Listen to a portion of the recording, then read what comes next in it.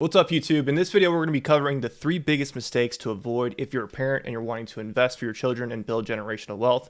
These are 3 of the biggest mistakes that I've seen in the 7+ years that I've been doing this, helping first generation wealth builders and parents that are looking to build a better financial future for their children than compared to the one that they had. And if you stick around to the end of the video, you're going to be a lot more clear on what mistakes to avoid and why it's so important to understand these 3 mistakes.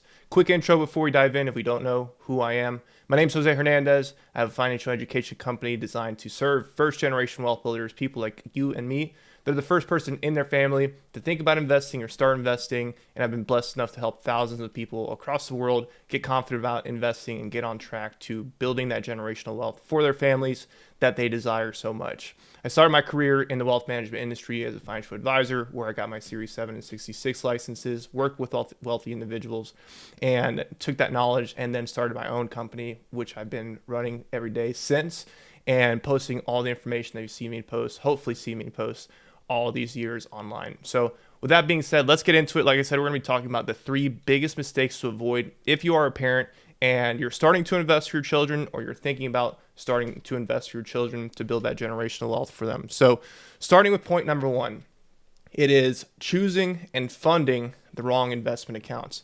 This is by far one of the most important decisions that you need to make in the process of investing for your children. So as you may or may not know, there are specific types of investment accounts that you can open and start funding for your children. Some examples include like the state 529 plan, custodial accounts like UGMAs, UTMAs, the custodial Roth IRA, custodial traditional IRA, and others as well. Why is it so important to take some time on this step? Well, the thing is, each one of these accounts designed for your children have very specific rules as far as how and when the money can be used and accessed, and definitely very specific tax rules, pros and cons. And why it makes sense to take some time here is because the analogy I always use is if you choose the wrong investment account at this stage and fund it for X amount of years, it's kind of like you trying to fit a square peg through a round hole. Even though you might get it to work, it could cause some serious headaches down the road. And you might be wondering, well, what's an example of this? Okay, so let's say that you decide to open a state 529 plan for your child and you spend 18 years funding that account. But you didn't take some time in the beginning to realize these accounts are specifically designed for education, primarily college education, but in some states or many states, they can be used for K through 12 private education. But in any case, the main thing to understand here is that they're designed primarily for education. And let's say that that wasn't your goal in the beginning and you didn't realize that, and then you decide to pull that money out from the account and use it for something else. Well, in a lot of cases, what's going to happen is if that money's not used for qualified educational expenses, again, like things like college tuition and so on, part of that money can be subject to not only income tax, but also a 10% early withdrawal, or not early withdrawal penalty, but similar to the early withdrawal penalty, a 10% penalty. So for example, if you had $100,000 of gains in that 529 plan and use the money to like buy a car or something, not only would that $100,000 be taxable as income for the year, so you'd pay ordinary income tax on that money, there'd also be a $10,000 penalty assessed on that withdrawal because, again, that money was not used for qualified educational expenses. What's another example? Let's say you open up a custodial account like a UGMA or UTMA. With these types of accounts, by law, once the minor reaches what's called age of majority, basically they're considered an adult, and that depends on the type of account and also the state that the account is opened in. By law, these accounts must be transferred to the minor once they become an adult. And if you weren't okay with that from the beginning, then you're probably going to run into some issues because let's say you have $250,000 invested in that account once your child, let's say, is 21 and they have a UGMA account. In a lot of states, 21 is the age majority for UTMA accounts, and you're going to have to transfer control of that account to your child at that point in time because by law that account must be transferred. So those are just a couple of examples that I'm wanting to share with you so you understand the ramifications and the implications of making sure that you take some time to choose the right account. So what do we need to consider here? Number 1, we always need to start off with what is the goal of the money? Is it for education? Is it to provide them with a certain amount of money once they're a certain age? Is it for something else, right? Those types of things are very important for you to be able to answer before you even go through the process of opening the account, and certainly before you start funding the account. So number 1, we need to be very clear on understanding what is the appropriate type of investment account or investment accounts to open for my child. What is that investment account designed to be used for? What are the tax rules, both pros and cons, associated with the money inside the account? And when and how can this money be accessed? Super, super important detail there. Number two is choosing the wrong investments or using the wrong investment strategy or investment approach in general. So similar to your own investing, you want to give the investments that you're using and owning for your child some serious thought. And of course, you want to be taking into account a couple variables. One of those is time. How much time do you have between now and when you expect the child to need the money? Similar to your own investing, because generally speaking, the more amount of time you have between now and when the money is going to be needed, the more risk you can afford to take, the more aggressive you can afford to be with your investment strategy inside of your investment account for your child, and vice versa. And of course, other things to consider are things like fees and taxes and whatnot. But at a high level, it all comes back to asset allocation. Guys, this is investing 101. Asset allocation, if you don't know what that means, it's a fancy way of saying, what is the mix of the different types of investments that I own inside of my investment account, or in this case, the investment account for my child.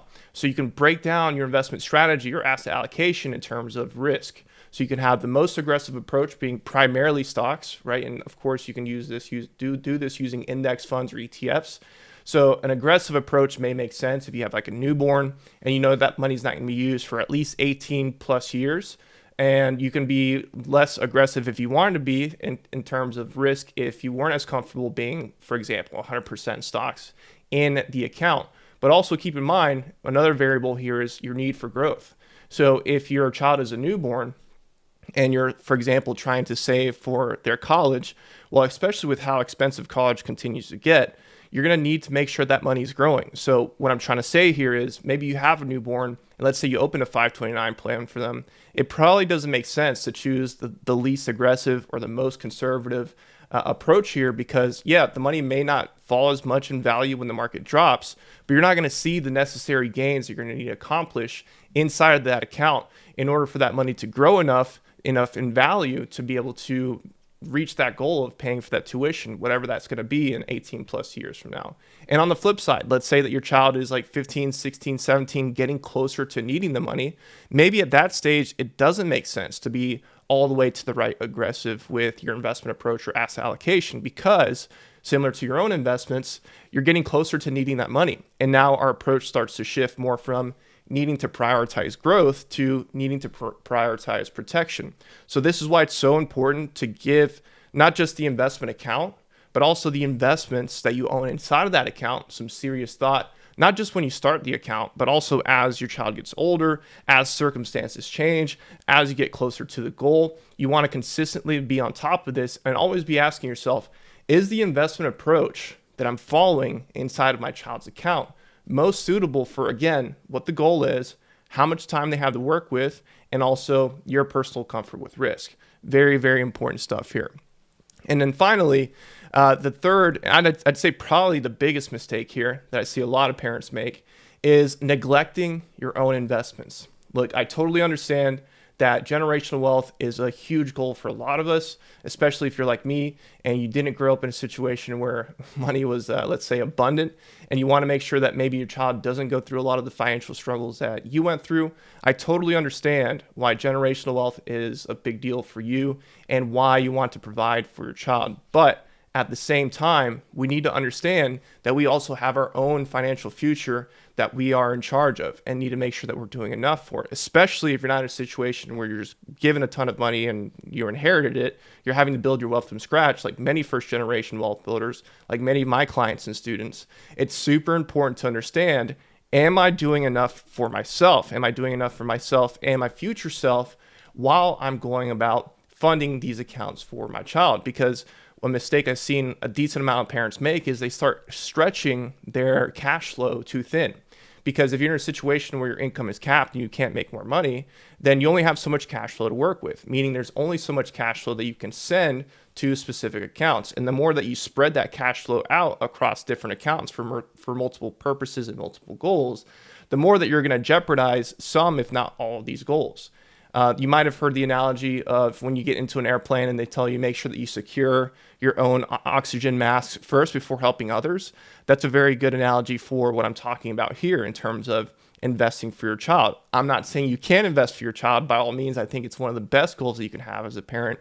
But we need to make sure that you're doing enough for yourself throughout the process so you're not spreading your own investing too thin and you're not in a situation where 20 years have passed and you haven't built enough wealth and either your goal has been delayed or you're just not going to make it because you prioritize in the wrong order. One more example before I show you kind of more of a physical example of this, if you will, is the idea that worst case scenario, your children can always borrow for college, but you can't borrow for your own financial freedom.